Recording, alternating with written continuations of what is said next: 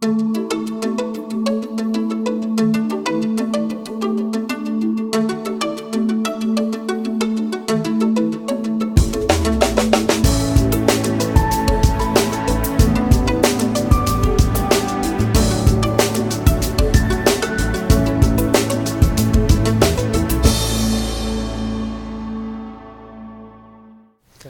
right, thanks everybody for coming out and joining us. We're going to be talking about social media strategy. Let me introduce the panel, myself and the panel first, then we've got a few questions for you, and we're going to do a little something interactive, so kind of bear with us. My name is Wade Tonkin. I'm the affiliate manager for league programs at Fanatics, which means I run the affiliate programs for the official stores for the NFL, the NBA, NASCAR, and ESPN Shop, and the NHL. Got a couple people with me on the panel that I really respect, and I'll go ahead and let them introduce themselves. My name is Jason Rebecki, and I am currently the affiliate development manager at ShareASale.com, as well as handle the social media there as well. I've been in affiliate marketing for 12 years now, on every side as an affiliate, the merchant, and now the network side. So I've seen it from every angle. So that's my background. Hi, my name is Jackson Lamb. Can you guys hear me? And I'm the affiliate search specialist at Hootsuite. I've been managing their program for about a year and a half now. In the past, I was working with an OPM, managing e-commerce sites, and I also manage the Hoot affiliate accounts as well as my personal accounts. Okay. And one reason I really like this panel is that we're kind of coming at this from a bunch of different perspectives and different experiences. We all use social media every day in what we do, and hopefully we can share some good tips with you. First of all, I wanted to start off with a couple of questions for you. How many people here use social media every day? Okay. How many people are using it for personal use? Business?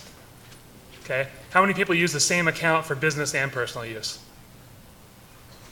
That's actually encouraging. Yeah. That's actually really encouraging. Okay, we're going to ask you guys to do something right now, kind of in a live experiment. Go ahead and tweet, I'm at #socialchokehold at #ASW13. I'm going to check too, so. Yeah, this is a test, so if you could do that. I'm at #socialchokehold at #ASW13. Now, the reason why we did that is because we just essentially flooded the search stream of ASW13. Now, what that does is we created a buzz around this panel, around ASW13 and the #socialchokehold. You know, if you're setting up a search stream in your Twitter or in your dashboard or whatever it is that you're using, now you can reach out and engage with those people that are using this hashtag. Everybody that's here, if you're searching for that stream now, you can reach out to the different people, make that connection, see what they're saying now, and that's the essentials of social media. We're just trying to create connections, build trust, provide them with value, and then circle it back to us as a brand. Okay. So we're going to check that. We'll check that afterwards, and it's going to be curious to see how many people helped out and how many spots we're able to get on there, because this is something you could definitely put into everyday use. Let's start off with the first question: is how important is social media to your online marketing initiatives? And we'll start with Jackson. So social media, it's fairly new, but it's not. It's becoming essential to our online marketing initiatives. And the great thing about it is that we can really get our personal voice out there from a branding perspective, as well as build our communities. And building our communities is essential to our brands because they will help your brand and be ambassadors to them. So how do we do that? We want to search. I personally like to set up a search stream for the keywords that are targeted at the audience that I want to engage with. So whether it's social media or affiliate, I'm setting up those search streams and I'm looking for people who have high influence in those keywords, and then I'm going to engage with them. And that allows me to have a voice through their following group. And what that does is, if there's a lot of people listening there, he might retweet you. That gives you a lot of visibility there, as well as they might become your followers. So now they become your audience instead of just just listening or pumping out your promotions and whatnot. We really need to use these social tools to engage with the audience that we're targeting. Jason? I'm actually going to come at this as, say I was an affiliate. How would it help me? If I was a new affiliate or had a new website, it's a foot in the door right off the jump. It's a way to get a buzz about a brand new website you might have built, a new brand you're starting. It's just really a foot in the door. It's an easy way to start attracting followers and who are then going to come to your site and hopefully share the information, and your site's only going to grow from there if done properly. Now we can talk about the proper ways to use social media, and obviously you can see on the screen the ways not to use social media. So yeah, as you see on the screen, these are all examples of PR disasters that have happened over the last few years. Big brands taking advantage of events that are happening in the world. It's called newsjacking, or just poor customer service and poor brand management. They're neglecting their communities. They're neglecting what they stand for. We should be standing for our customers, for our audience. We should be providing value to them. These guys aren't providing very much value. And with Jason, to touch on what Jason said, to get the foot in the door. We get that foot in the door, we need to provide that valuable social content, and that's going to help with your SEO. That's going to help with your site traffic. Nobody's going to click through a link in your social ad or through your social media campaigns if it's just pure publicity or pure advertising. We need to somehow reach out to them and connect with them in a value, like we need to provide a value proposition to them, entice them with something that is good to them, not just an offer, maybe free advice or how they can get it, or things of that nature. Is not a coupon. Hey, check out this promotion. That's not really going to help us build our brand. You're not going to separate yourself from the thousands of competitors that you're going against. Listen to your audience. What are they interested in? Provide and help wherever you can. And that's the best thing that you can do. And this is one area where, when you're getting started, listening first can be great. For me, if I'm getting ready to jump off into a new initiative, looking to kind of mine some prospects for a new niche, I might jump on and set up some streams where I'm just seeing what people are talking about to see where I might be able to get in there and get a fit, as opposed to just jumping in there kind of half-cocked with no real strategy. And trying to make myself the expert right away. If I don't know what the discussion is in the first place, how can I contribute to it? And then how can I get something from it that's going to pay off? Just to touch on that, and that's the key. You said strategy. So, what was your social strategy coming in? Was it trying to get your brand noticed, or you're trying to sell a product? We need to define the strategy. So you need to have a clear strategy. And then you have to have little strategies underneath that to cover the overarching strategy. So whether that's building your brand presence, building a community, trying to build trust, getting traffic to your site, what is it? What is your strategy? And those are the things that we want to really focus our campaigns around. And we can have specific campaigns set up so that you're driving traffic to a specific landing page on your site, or you can build, there's a lot of tools out there right now that you can use that can build content. You can build a landing page with content with only one call to action, and you can measure the engagement throughout the conversion process, right down to the conversion.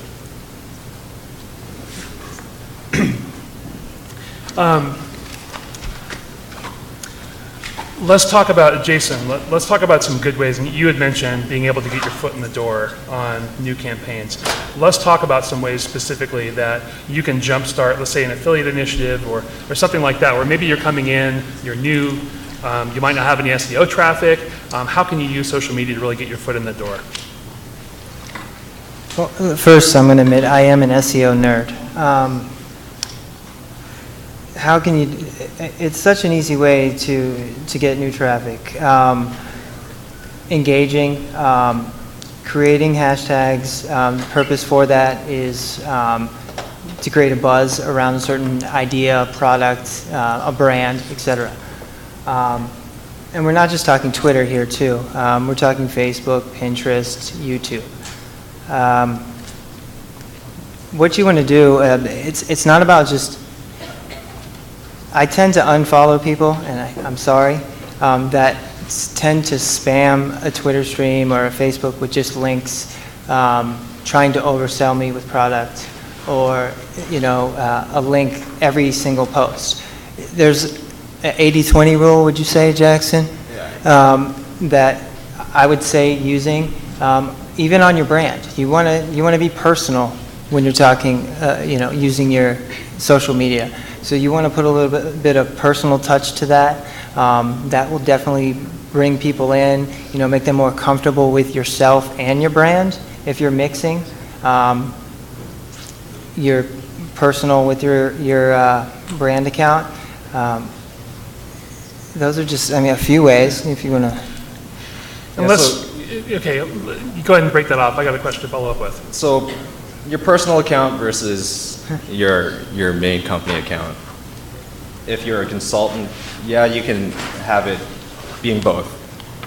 But a lot of times you'll see that people are mixing up their personal views over their company, and that might be politics or a certain celebrity that they have a certain opinion about. And we don't want to get the message mixed up.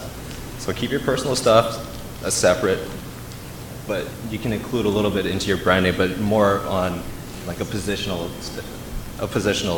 point of view. So how you see a specific strategy, how do you feel about that? And that will start a conversation with your audience instead of just, hey, I don't like this cheese on my toast. Well, here, and I'll weigh in on a personal note. I have actually learned a lesson over the years. There's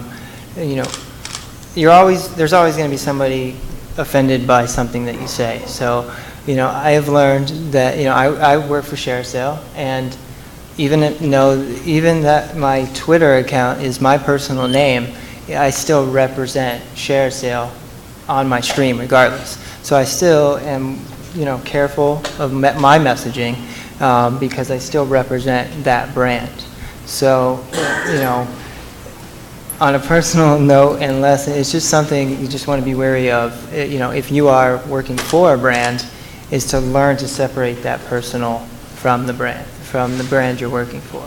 Now, this is something I've bumped into as well. I had the same experience to where I don't think I'm that out there on social media, but every once in a while I slip up and say something that might be controversial. And I've actually had my company come in and say, hey, we appreciate the fact that you can say what you want to say on Facebook, but could you set up a company account so that when you're interacting in your affiliate support group, that your personal stuff isn't coming across in there? And I thought about it at first, and I was like, oh, this kind of sucks. But at the same time, it did make sense because I am, in fact, repping that brand. And so if I'm going to be out there talking about company stuff, and at the same time I can make a remark about Kim Kardashian or something, or jump off on politics, which I tried to stay out of politics so hard this year. I don't know about everybody else, but there was just so many opportunities, and I didn't want to go there for business purposes. I had to make that separation, and I think that was a positive move to make in the end. Right. So, and with that, there's tools out there now that we can leverage to kind of set permission levels. If we have a big social media team, if you're managing multiple accounts, say, and yet there's one person that you have dedicated to managing your multiple clients' accounts, there's permission levels that you can have set up so that you can approve it before the message gets sent out. And if you don't have those in place, if you're managing multiple accounts, there's the possibility to get that crossover marketing or an interesting tweet going out that wasn't intended to go out the brand account. So we got to make sure that the security's lined up. Make sure that the brands are being represented right by your team. Okay. We've seen some examples up on the screen if you're paying attention to this, to our Prezi here. Let's talk a little bit about some common mistakes that we see, or what are some kind of danger points that we see in social media that people can avoid. Do you want to start off with that, Jackson? What I see a lot of, especially in the affiliate space, is just time over time. It's offer after offer after offer. Click on my link, get this coupon, this percentage off, whatever it is. And without value in there, or they're not going to always click on it because, like I said before, you're not separating yourself. So do something fun with your campaign. maybe talk about the brand that you're trying to sell instead of just the offer that it provides. Because essentially, we're going to drive it back to our website where we want people to come. We want people to come to return there. We want people to And come to share it. and reshare it. Exactly. So keep it light, keep it fun, but don't focus primarily on the sale. It can't be too salesy. It's like the 80-20 rule. 80% your brand and what you stand for, 20% sales. Because you need to build the trust. You need to add that value, and then the conversions will come. It'll sort itself out. I'm going to toss in over-tagging. I've seen tweets that have like 3 words, a link, and then the rest are like 50 different tags just to try to catch in streams. Is there any message in there? No. I mean, there's no value in that at all. You know, over tagging is just a no follow, unfollow for pretty much anybody. So I would keep it to maybe 2 to 3. I mean, that's just my personal recommendation, 2 to 3 tags. Sometimes I'm guilty of going over that, but you know, I've seen tweets that are well into like 15 tags. They try to squeeze as many in as they can, and it's ridiculous. The goal for our campaigns is engagement. So I'm going to use a Twitter example. If you have a tweet scheduled or you're about to send out a tweet and it's about 120 characters, what are the chances that it's going to get retweeted? Or nobody can add any value to that, to their audience afterwards without having to turn it into an MT, which is, you know, you tweak the tweet a little bit and then you manipulate the message, but it's not your original message. So I would like to see more, you know, keep your character limit between 80 to 100. It's a common mistake, but it happens time and time again. 80 to 20 or 80 to 100 characters, and people can retweet it, chime in a little bit, get it to their audience. Jason, want to break that off from a Facebook perspective? What not to do on Facebook? There's a lot of stuff not to do on Facebook. I was just going to say let's move over to Facebook in general. Best practices and such, if you want to move on. Okay, let's do that. I think we've been a little Twitter heavy right now. So I'm going to ask a question. This is I'm just bringing this to the table now. So who has a brand with a branded Facebook page? Okay. And do you have a vanity URL?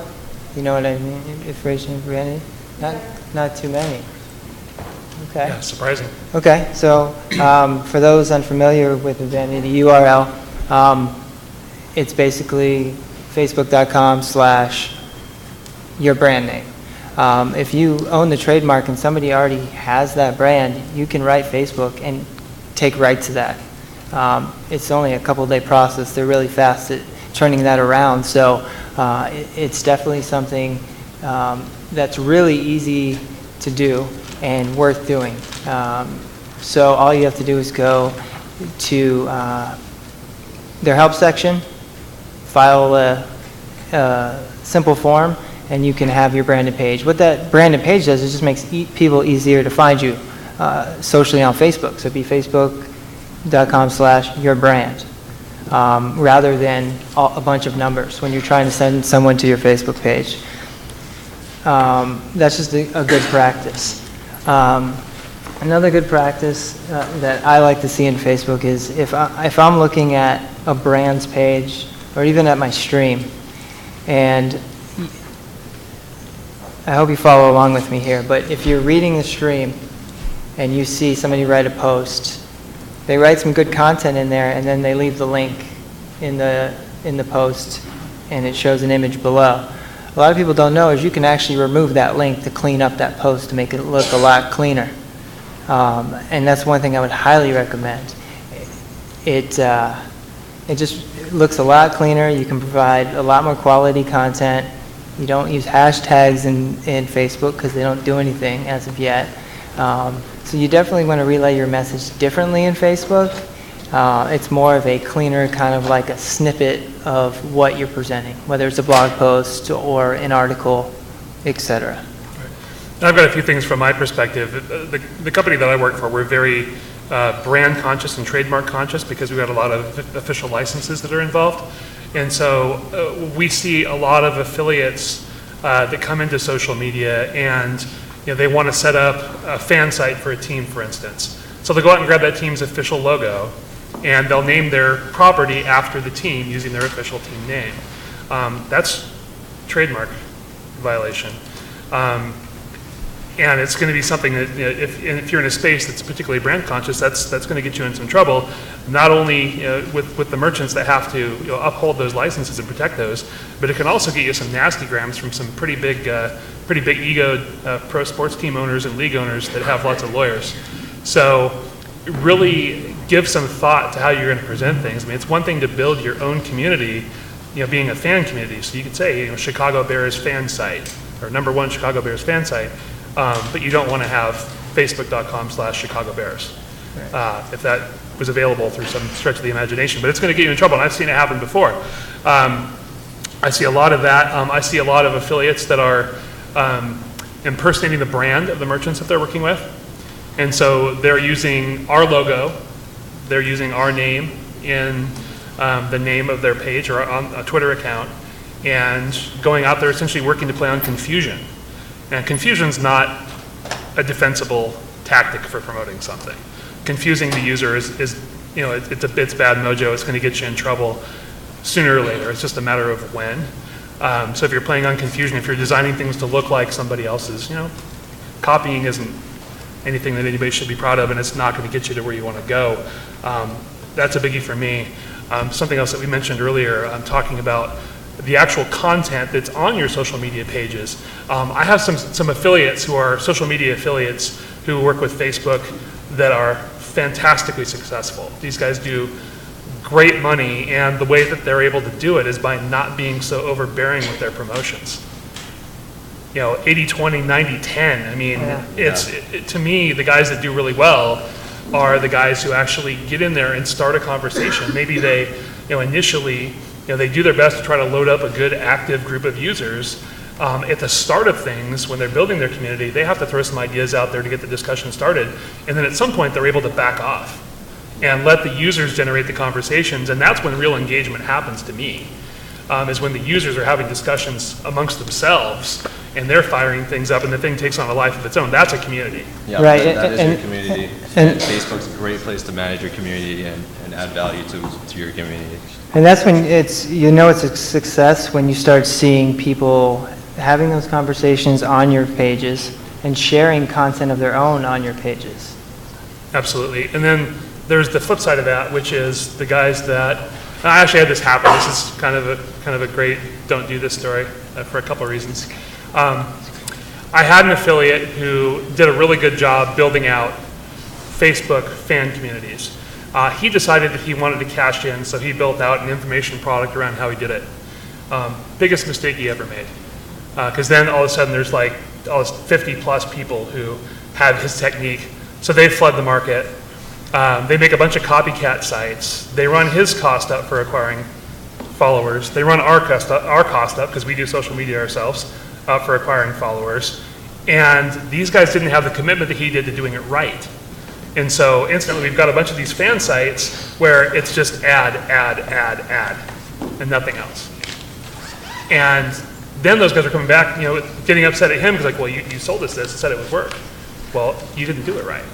Because he built a community, they built a cheap attempt at a community where there was no actual user engagement. There was no, people weren't getting what they were looking for. People go to a community because they find something that makes them happy, that entertains them, that teaches them something. And all they were getting when they were going there is ads, and that's not hard to find. Right. Social media takes time to build up your presence. It takes time to build that community, obviously, and we can't expect the results to come in right away. We can't expect it to happen in a week. You really need to get in there and just keep. I'm gonna argue with you on that because example, I started a gaming website 90 days ago, and it already has over 1,500 followers, legitimate followers, and 800 Facebook fans, and that's all just due to writing quality content. Engaging in the community, the gaming community. I mean, it's going to be different for every niche, and you're going to have to test different things. you know, and I'm kind of going to go outside of the Facebook and Twitter right now and talk about things. If anybody ever you stumble upon Reddit, stuff like that, okay, those are great sources. Now, they don't work for, if you're an affiliate, for every niche. But I've learned, like, stumble upon, amazing for, I call it the stumble upon wave. And it turns into a tsunami at some point. You can get so much traffic from it. It works really well for arts type sites, music, gaming, that type of community. Basically, you write your blog post and you share it on Stumble, and then if one person starts to pick that up and more people start liking it, you can watch your analytics live and you will be amazed how many people will be on your site within the hour. And it's just, I call it the stumble upon wave. It just grows and grows. And then you build a community that way. And it's just another form of social media and sharing that a lot of people don't use that's out there. Talking like niche specific, you've had good luck like Yardbarker as well on the sports Way side. in the past, right. I was a former, I actually used to run the Fanatics program a long time ago, and then before that was a sports affiliate. And one of the tools I used, it was like a Stumble Upon or Dig, but for sports sites. And I would post my articles there, write funny topics about, you know, athletes. And then it's kind of basically people would go there, and instead of digging it, they would call barking it up. And by doing that, the more that people that barked up your post, the better placement you got on the Yardbarker website. Next thing I know, one day I turn and I look, I am the first article on the first page of the website. I almost fell over because that site gets millions of visitors a day. But, you know, you just got to write engaging titles and content and share. And almost every niche that you could be writing about is going to have a version of that to an extent. I mean, so you Right. obviously you've got Facebook and Twitter. You know, Pinterest, obviously, lately, and Pinterest has blown up completely over the last year and a half. Where if you're trying to reach a women's audience right now, if you're not working with Pinterest, you're missing out on something. Ask a quick question for people that are using social media right now to promote offers or to promote a site. How many people are linking directly to like the affiliate link when they do that? So when you promote an offer or promote a product, are you linking directly to the affiliate link? Are you linking back? article. Are you linking back to a page on your site? Okay, awesome. I see a lot of this as well. I mean, day to day when I'm working with affiliates, is I'll see people that'll come out, you know, and they've got their, they got their Facebook page, and they'll be wanting to drop their affiliate link right in there. And there's a couple reasons why that's a bad idea. Number one, because you should be building a brand. And this, you know, linking back to branding and community, when you're an affiliate, you know, if you're just going straight to the merchant, you're going to convert 2 to 5% of the time. You took your one shot, you lost it. If you didn't drive them back to your site and have a chance to engage them and maybe get them to like your page, maybe get them Sign to up for a sign up for a newsletter. newsletter, you're missing out on future opportunities. So if you're linking people back to your page, you're good to go. Another reason for that is because if you're using links that are redirect links from an affiliate network, those don't resolve well on Facebook. Have you ever tried to put in a network affiliate link into a wall post? Looks like garbage. It doesn't show the Yeah. image. It doesn't show the image, doesn't pull any content, it just gives you an ugly redirect link. And so that's not going to win anybody's click. I mean, that's a pretty rough way to try to make a living. So There is one way that I've found if you do want to go that route that works on Facebook and put an affiliate link is one of my rules when writing content. I always include an image in every single one of my posts. I mean, that's just a rule I do for SEO purposes. But and for social, because if you share those on Facebook, that image shows up on that blog post, right? But if you want to direct to an affiliate link, you can actually post that picture, write a content, and a piece of content, you know, in that image that you're sharing, and then maybe put a shortened link in there, like a bit.ly or something, or an Owly link in that description that would take them right to the product. right. And go ahead. Just to touch on what Wade was saying, so I manage the affiliate programs at Hootsuite, so I do see a lot of people just linking directly to us and not really providing content. And with a product like ours, the conversion cycle is you hear about it, you hear about what Hootsuite is, then you want to research it. How is it compared to the other products? So you're going to different content sites. So as an affiliate marketing something, a product like ours, or something that involves a little bit of review and a little bit of research into before the purchase occurs, you have to link it back to your content page, and you want to present your voice there. You want your branding in there, and it doesn't have to be completely salesy. I always encourage our affiliates to what's your opinion on affiliate, or what's your opinion on social media? How is it helping you? Like, what are you using with it? If you want to tie it back into the product, great, because that's where the value is going to come in. The value is not going to come in, this is why you should buy X and X product. No, you want to say, this is why you should return to my site, because I'm giving you a ton of valuable strategies and content that you can use, and this is why I want you to come back. If I have a product to sell, then great, I can do that, I can tie it in. But the overall strategy for the content I'm pumping out is so that I have that traffic coming to my site, I have those readers coming back. And I find time and time again, it's just, there's a product, there's a sales pitch, there's 1,000 links that go everywhere to the affiliate site or to the merchant site. And that's not really what we're trying to do as a content marketer, I would say. Okay. Let me take things a little bit different direction. They got another question for people. How many people use Twitter for customer support? Okay. Awesome. There's some really famous cases out there of companies that do that. Like Comcast Cares, amazing with it. Zappos, really good with it. I actually had an experience when I was at Blog World. I got down to Blog World. I was getting ready to go out to dinner at a ridiculously fancy place. I came to Blog World essentially really dressed down. I wasn't figuring I was working, so I was going pretty casual. Got reservations at this place. I needed dress shoes. I actually tweeted Zappos. I know that Tony had followed me for some other reason. I tweeted Zappos support and said, hey, I need shoes by 6 o'clock. I'm at Blog World. Can you help out? And they actually had somebody get back to me. Comcast, I had the same thing with Comcast Cares. Meet people where they are.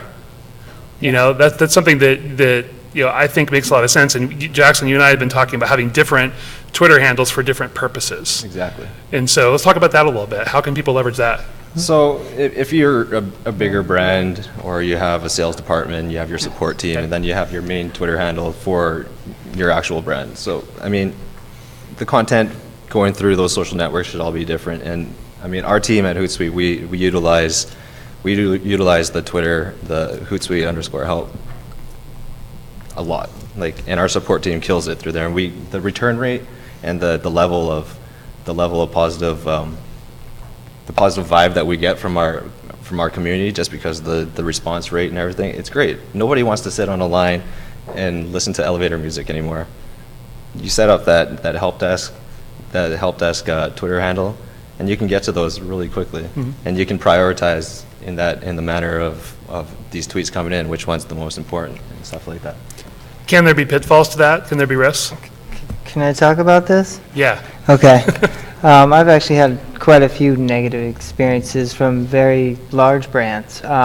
If you are going to set up and use Twitter or a social stream for support, use it for support. If you're going to talk, if somebody asks a question, answer them in a reasonable amount of time. Right. I don't know what you consider a reasonable amount of time, but answer them at some point. If they follow up, keep answering them. Follow through like it would be a normal customer service call or email. It's just another means of communication. I've had too many times where they said they'd get back to me, major brands, and I never heard back. And then I would tweet them a few more times, and then they basically would just write me off at that point and lost my loyalty with that brand. So if you're going to use it for support purposes, a different handle, I would highly recommend is use it. Use it. And you definitely have to be super careful with that, because if you're providing support in a public forum, you better provide good support, and you better take care of business, because if you don't, you're also going to get lit up in a public forum, and people can pile on. Yeah. Negativity. The great thing about that is if you have a strong brand and a strong community, your community is going to chime in. If there's a question that gets sent to your help desk or your Twitter account, and somebody in your community is following that, chances are they'll say, hey, this is how you do it. That's what your community is all about. It's all about helping each other. And that's the great thing about building a strong brand and a strong community. Yeah, and I've actually, with me supporting my affiliates, I've seen it happen with Facebook, because one of the things that I did with my affiliates, I have a private Facebook group. And people, I would push a lot of content out there that I wanted to share that I thought would help affiliates do their job. But we'd also get questions from affiliates coming in on, hey, this isn't working, or hey, how can I do this better?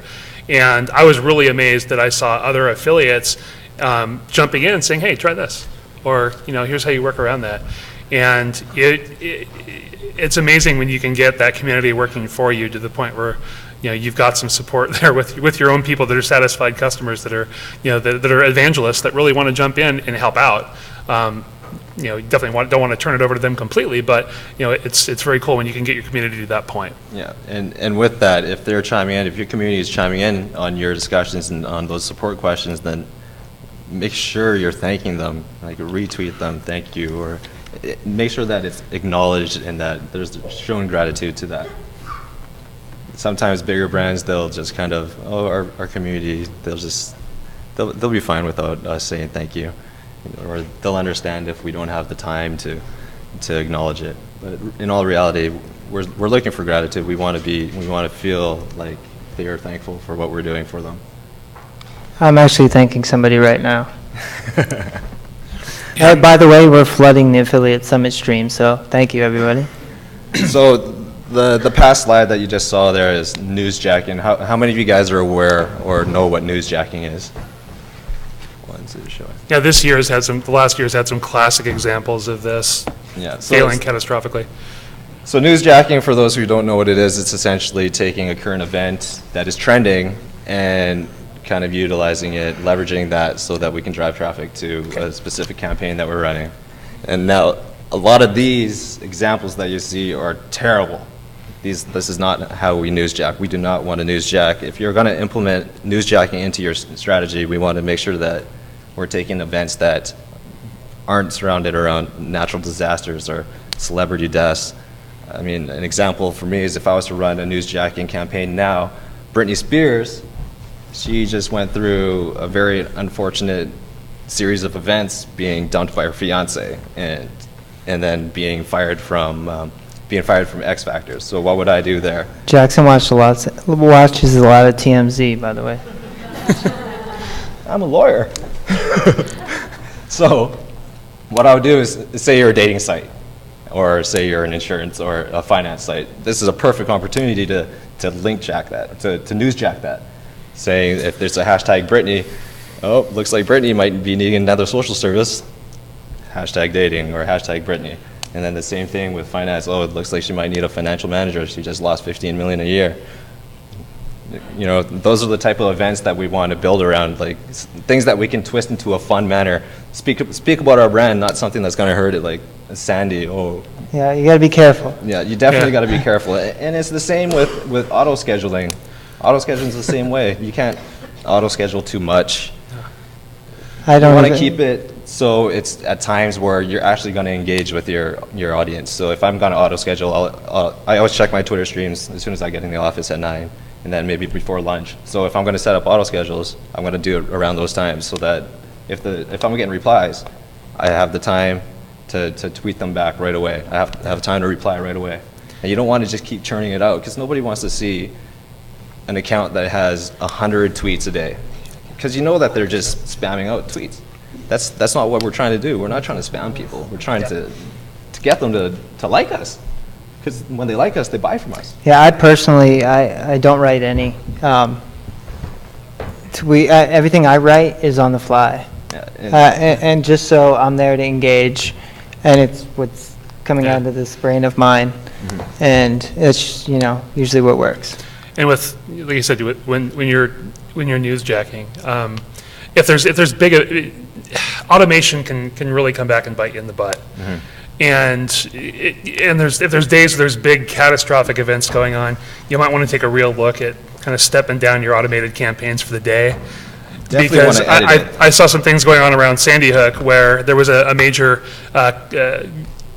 department store retailer that was running a sales promotion, and they had people that were tagging it with with a certain hashtag, and then they came out and said, we feel for you Sandy Hook victims, and they tagged it with their sale hashtag. And everybody that I knew in the industry, everybody who was on Facebook was just like, wow, did they just do that? And it probably wasn't, and we were talking about it, we realized it probably wasn't something that they consciously did, because I don't think anybody would be that callous, but it was something where everything that was going out that day was getting that hashtag. And so in their case, paying some close attention to what was happening with their automation tools would have saved them getting absolutely flayed online, because that stuff, if you are on like a natural disaster or something like that, or on a, some kind of horrible event, if people are seeing that as you're looking to commercially profit from that, I mean, you're really going to get ripped up, and that's the kind of brand damage that's going to lose you a job, or lose you a lot of money. Exactly, and newsjacking done right, if there's a catastrophic disaster and you want to tie it back to your brand, then maybe make a donation and just say, show compassion in using that link. If you're gonna use that link to promote your brand a little bit, then show who you are. Like, we're all real human beings. We have feelings. We want to show that we have feelings, at least, not that we're just stone cold bottom line feeders. It's not always about the bottom line. Yeah. Okay. We had a question actually came in on Twitter. Well, it's just what about Google Plus? A lot of people are asking about Google Plus. How many people here are using Google Plus? Utilize. Okay. Me? What can I provide about Google Plus? I still have yet to see too much benefit from it. I like to test and measure. I'm a very analytical guy when it comes to that.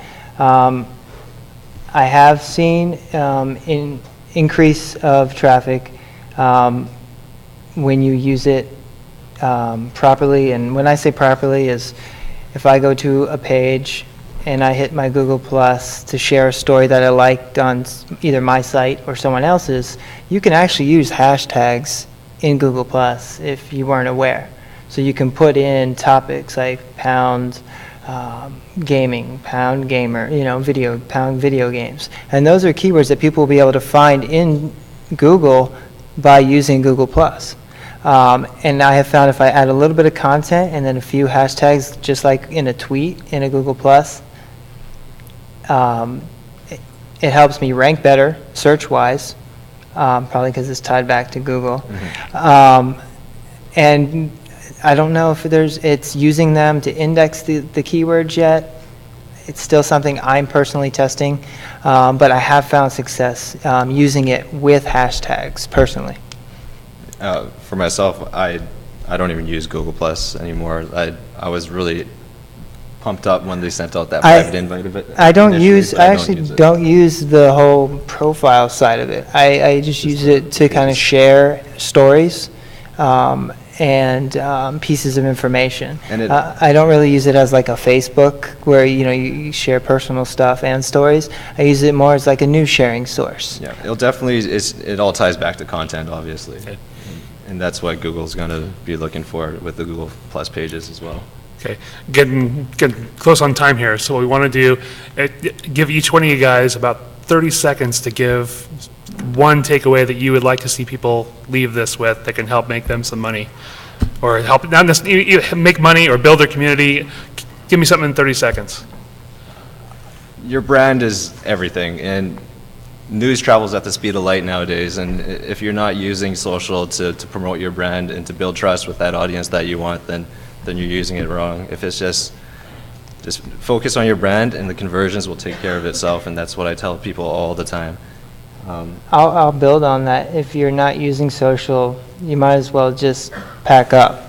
I mean, honestly, it's like social is providing news faster than our news sources can now. News sources are relying on people, on social networks to get information on breaking events. So if you're not using any social at all, get on it, or I would pack up. Honestly, I mean, I'm not trying to be mean or brutal or anything about that, but it's just the way information travels. especially for a brand new site. Okay. Let's open it up to questions. If you've got a question, we'd love to take it. We've got a microphone in the middle there, so if you want to jump up and ask away. Got the mic in the middle of the aisle there so everybody can hear it. Hi. We run social media for a small airport, small international airport, and we're going to try offer support on it as well. Now, given that the team is not very big, what would you say is a good response time for queries on that? I would say a good response time is probably an hour. An hour. Depending on your volume. I think with the thing about social is that when you receive that message, that person can go back to doing whatever they want to do. They're not stuck on the phone listening to elevator music, as I was saying before. So, I mean, the faster the better, but I think a responsible time would be about an hour. Right. Thanks. Great session. Anything else? Does that help? Any other questions? All right. And feel free to tell us your brand if you'd like. Okay. A couple of brands. So Coupons Helper, Dr. Diet Right, Buy for Boobs, number of series of social media management, heaps of stuff going on. Okay, so Facebook and promoted posts. I just tweeted about it a few minutes ago. Basically, Facebook are now like restricting even like who on Facebook sees your posts that you're doing. Mashable, I think, had a huge query about it and expose about it a couple of weeks back.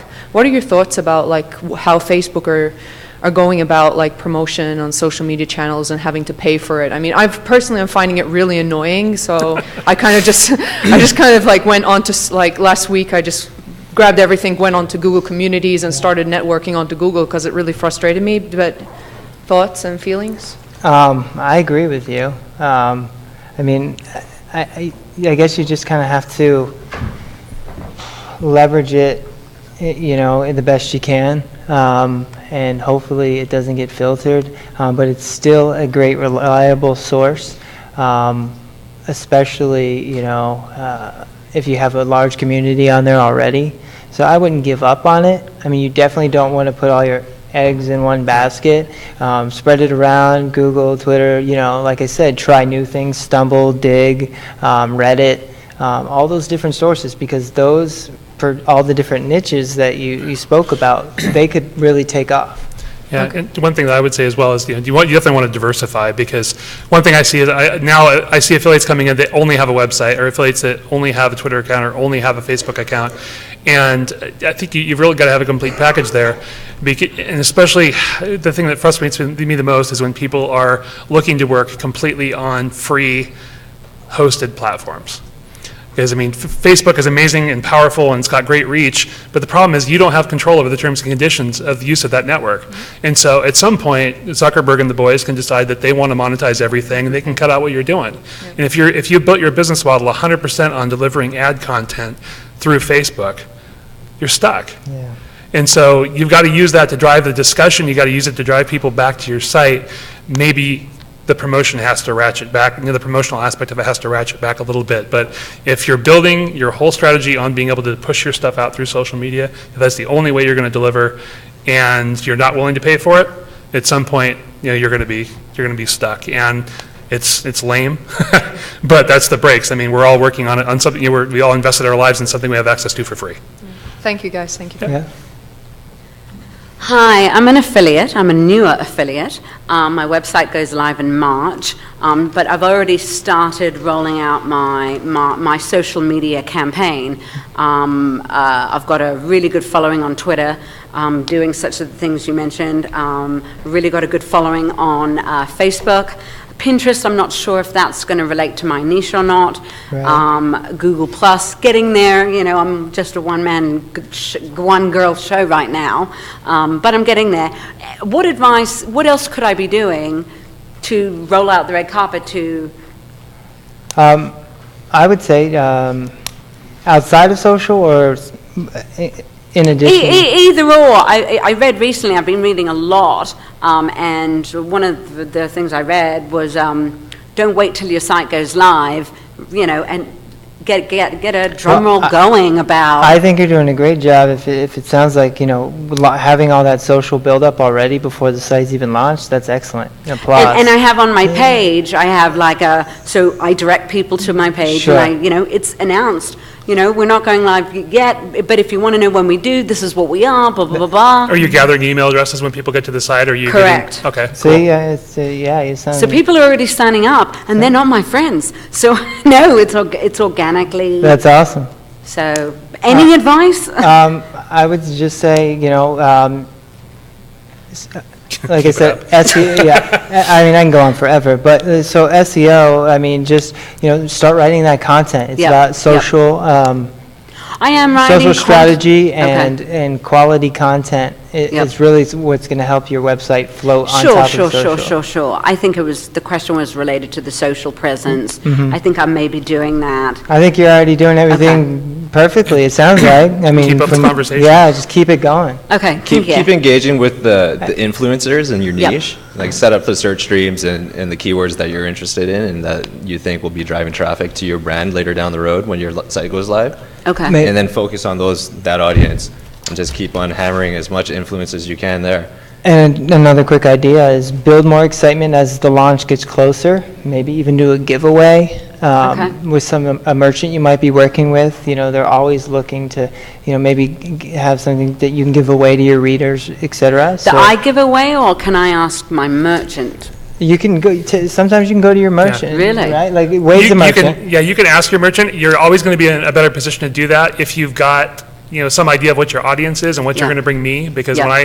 when I have somebody new coming to me that hasn't got any history with me and asks me for a giveaway, might give them something. It probably won't be much. But But if they've already got a good social media following built up, if they can tell me, hey, I've got an email list of this, I've got this many Twitter followers, I've got this many people that like me on Facebook, if you bring that to me, yeah, I mean, I'll probably kick down. But make sure that item, whatever it is that you're giving away, ties back to your brand. Without a doubt. I've seen people who will run a discount food card, and their giveaway is like baseball caps. Yeah. That has absolutely no relation. Hey, we're giving away a baseball cap if you buy this now.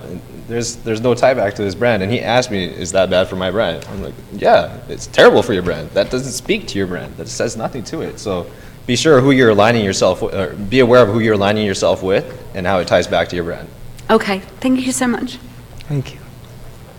Hi, I'm Christy Trimmer, Dragonfly Tweet on Twitter. Hi, Jackson and Wade. Blogs are orangedragonflyblog.com is the main one, Orange Dragonfly Deals. So I have a couple things. One, I really disagree with a couple of the points you guys have made. I like it. And one of them was separating out your brand and your personal Twitter account. When you're a solopreneur, you are your brand. And I'm a runner. I write and talk on being soy-free and gluten-free. And I'm also a social media educator. That all comes into Dragonfly Tweet. Right. So when you are a big brand, then yes, you don't want to do that. But I think when you separate out, you're doing a disservice because most people will buy from those that they know, like, and trust. And if you don't have anything in common with your Twitter followers, they're going to go find somebody else that they do have in common with. I think where you might have misunderstood me on that is I actually work for a brand. So Yes, when and in your say- case, I can totally see where it'd be Right. separate. But for Right. like some of the, I don't know how many of us in here work for big brands or that are a little bit smaller, might only have 1 or 2 employees. So that's where But I I was coming in totally on agree that. with your point. And I did say, unless you are your own brand, of course, you can have a Twitter, a social network, social profile that you can kind of use for both your interests and everything, especially for a blogger. Because for a blogger, obviously you have your interests and that's how you're driving traffic. Exactly, to and your I do site. have like separate, because I'm a wine and beer and taco blogger as well. Oh, for sure. So I have separate for all those. And then the second point is, you didn't really touch on Instagram and how that's really, this last 6 months has just exploded, and people are now doing contests and stuff, and Instagram is driving traffic back to sites and affiliates. Oh, Instagram's huge. Instagram is a direct link with your brand. It shows people what your brand is about instead of just having them read it. So, I mean, I'm addicted. I am addicted as well, and everything. I'm not my own brand, not anymore. So if you were to go to my Instagram, it's just kind of pictures about what my interests are. So if I was a blogger, say, and you like your tacos, you like Right. gluten-free stuff, that's what you're tweeting, that's what you're going to be taking pictures of, or like an awesome shake recipe, or an awesome recipe that you just made up your meal, or things like that. So Instagram is huge for your community and to represent your brand. I totally would have agreed with you a week ago on Google Plus and how it's a ghost town and all that. When I was at Blog World this week, I sat in with Amanda Blaine, and she did a whole Google Plus talk and really convinced me. So when I go home Wednesday, that's probably the first thing I'm doing is reconnecting all Google Plus, because the SEO that's coming out of that was tremendous. So Use the hashtags there. I promise you it works. yeah, so I'm excited about that, and I did tweet that, and And she might probably- be a good addition to Affiliate Summit next year to talk about Google Plus. But that's it. Cool. Good. Thanks, Christy. Thank you. Hi, I'm Amber Eisenstein. I have a herbal supplement storefront and website.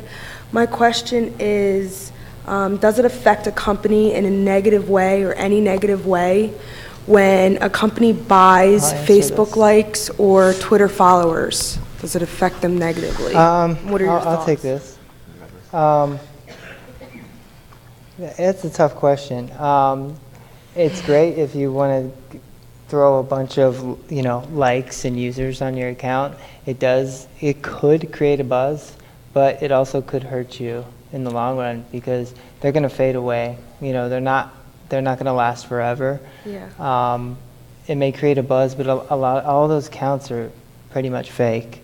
Yeah. They all are. Yeah, the fraud rate on They're those all things fake. is, And it's going to make your brand not look as Legit. solid, legit.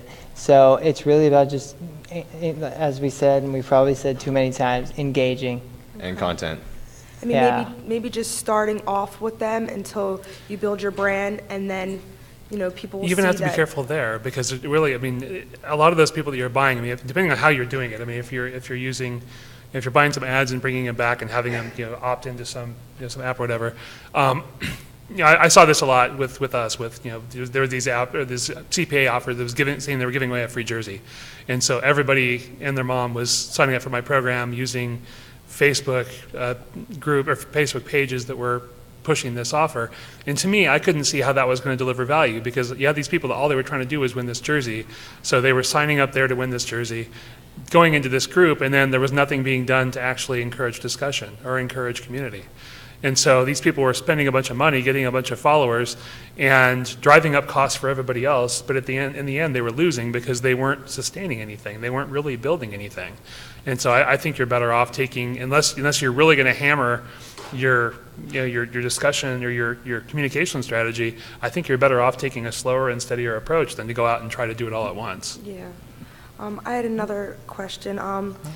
Let's say on your Pinterest account, if you made a couple posts and boards, but you forgot to put a link, but people, followed you and took some of your boards or your pictures, and then let's say you realize that there's no links to your website on those photos, so you go back in and then you put your Edit. website's links.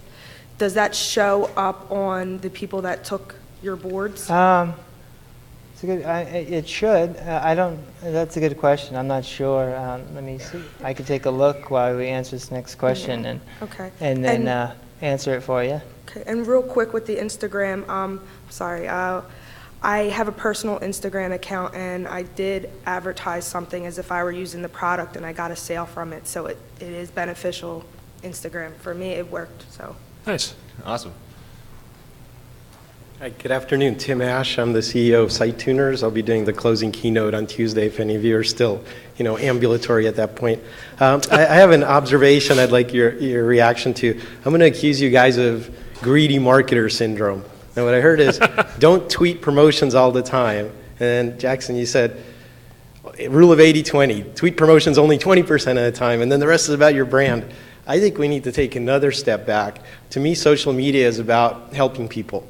As it should be focused on your customers, on their problems, on how you solve their problems. So it shouldn't be about your brand. It's about practical benefits that your use of your product or service has for me.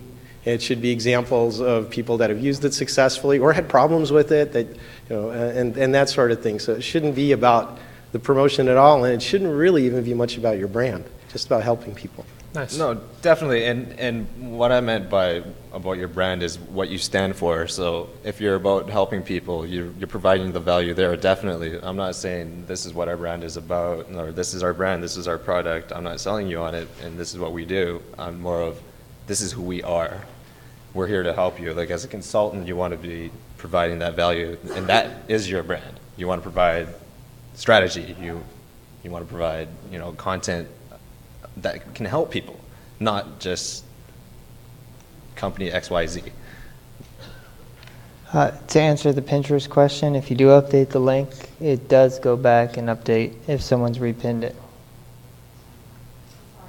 The Pinterest question, if you do go back and you update a link and edit the content and someone has repinned that, it will update the link on their board.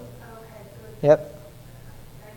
All right. I think that's about time. Yeah, we're at time. So if you have any other questions, feel free to pound social chokehold us, tweet Reach or out. just contact at Jason Rebecki. At Hoot Ninja. Haha, mine's a confusing one, at Affiliate Warrior, but it's a little bizarre. We'll see it up there. We can put it on the last slide. AFFILE8 Warrior.